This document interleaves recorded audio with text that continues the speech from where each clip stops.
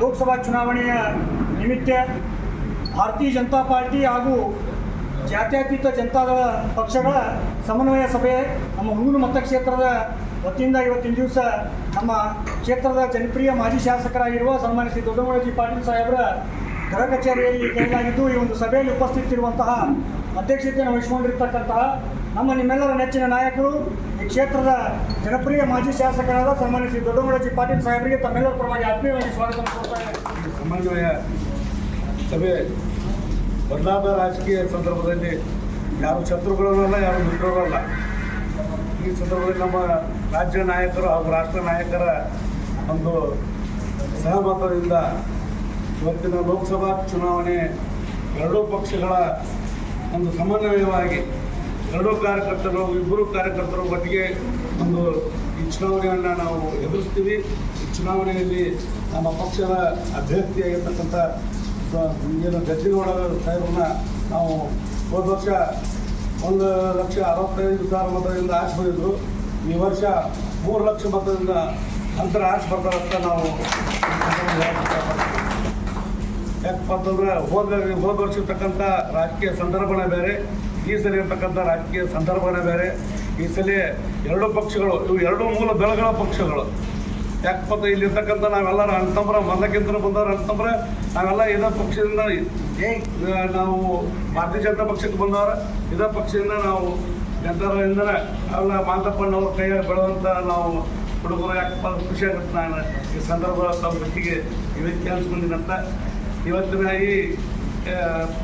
ಇವತ್ತು ಭಾರತೀಯ ಜನತಾ ಪಕ್ಷದ ಅಭ್ಯರ್ಥಿಯನ್ನು ನಾವು ಎಲ್ಲರೂ ಒಗ್ಗಟ್ಟಿನಿಂದ ಈ ನಮ್ಮ ಪಕ್ಷದ ಎಲ್ಲ ಕಾರ್ಯಕರ್ತರು ಹಾಗೂ ಭಾರತೀಯ ಜನತಾ ಪಕ್ಷದ ಎಲ್ಲ ಕಾರ್ಯಕರ್ತರು ಒಂದು ಸಮನ್ವಯವಾಗಿ ನೀವು ಬೇರೆ ನಾವು ಬೇರೆ ಅನ್ನೋ ಒಂದು ಮನೋಭಾವನೆ ಇಲ್ಲದ ಈ ಚುನಾವಣೆ ನಾವು ಎದುರಿಸುವಂತ ನಾನು ಹೇಳಕ್ಕಿಷ್ಟಪಡ್ತೀನಿ. ಭಾರತೀಯ ಜನತಾ ಕಾರ್ಯಕರ್ತರು ಇವತ್ತು ಇನ್ನೂ ಹೆಚ್ಚಿಗೆ ಬರಬೇಕಾಗಿತ್ತು. ಸುಮ್ಮನೆ ಪ್ರಮುಖ ಸಭೆ ಅಂತಂದು ಹೇಳಿದಾಗ ಕೆಲವು ಜನಗಳನ್ನ ನಾವು ಹೇಳಿ ಮುಂಬರ್ತಕ್ಕಂಥ ದಿನಮಾನದೊಳಗೆ ಎಲ್ಲ ಕಾರ್ಯಕರ್ತರು ಇವತ್ತು ನಮ್ಮ ಹಳೆ ಕಾರ್ಯಕರ್ತರು, ಹೊಸ ಕಾರ್ಯಕರ್ತರು ಅವರಿವರು ಏನದ ನಮ್ಮೆಲ್ಲ ಜಾತ್ಯತೀತ ಜನತಾದಳದ ಕಾರ್ಯಕರ್ತರು ಒಮ್ಮತದಿಂದ ನಾವು BJP ಪಕ್ಷದ ಅಭ್ಯರ್ಥಿಯನ್ನು ನಾವು ಬೆಂಬಲಿಸಬೇಕು ಅಂತೇಳಿ ನನಗೆ ಮುಖಾಂತರ ಮುಂಬರುವ ಲೋಕಸಭಾ ಚುನಾವಣೆ ಅಂಗವಾಗಿ ಇವತ್ತು ಭಾರತೀಯ ಜನತಾ ಪಕ್ಷ ಮತ್ತು JDS ಪಕ್ಷದ ಈ ಒಂದು ಸಮನ್ವಯ ಸಮಿತಿಯ ಪತ್ರಿಕಾಗೋಷ್ಠಿಯಲ್ಲಿ ನಿಮ್ಮೆಲ್ಲರಿಗೆ ಸ್ವಾಗತ ಕೊಡ್ತಾ, ಭಾರತೀಯ ಜನತಾ ಪಕ್ಷ ಮತ್ತು JDS ಪಕ್ಷ ಕರ್ನಾಟಕ ರಾಜ್ಯದಲ್ಲಿ ಸನ್ಮಾನ್ಯ ನರೇಂದ್ರ ಮೋದಿಜಿಯವರನ್ನ ಮತ್ತೊಂದು ಅವಧಿಗೆ ಪ್ರಧಾನಮಂತ್ರಿ ಮಾಡಬೇಕು ಅಂತ ಹೇಳಿ ಇವತ್ತು ಎರಡೂ ಪಕ್ಷಗಳ ಹೊಂದಾಣಿಕೆಯಿಂದ ರಾಜ್ಯದಲ್ಲಿ ಚುನಾವಣೆಯನ್ನು ಎದುರಿಸ್ತಾ ಇದ್ದೇವೆ.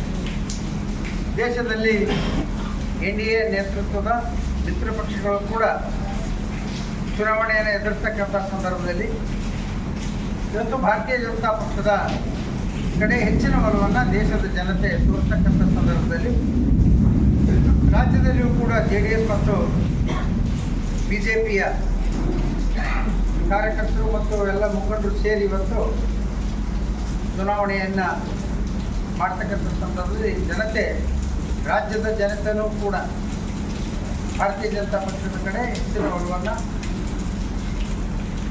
ಆ ಭಾಗದಲ್ಲಿ JDS ಪಕ್ಷದ ಕಡೆ ಹೆಚ್ಚಿನ ಒಲವನ್ನು ತೋರಿಸಿರ್ತಕ್ಕಂಥದ್ದು ನಮ್ಮ ಕಂಡು ಬರ್ತಾ ಇದೆ.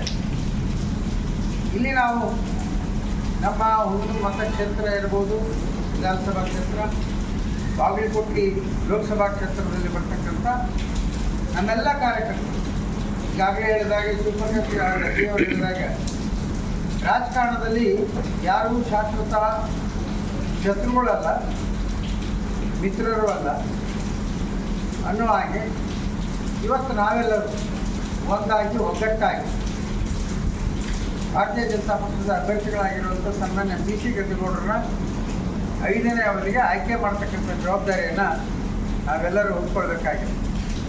ಈ ಸಂದರ್ಭದಲ್ಲಿ ಎರಡೂ ಪಕ್ಷದ ಕಾರ್ಯಕರ್ತರು ಸಮನ್ವಯತೆಯಿಂದ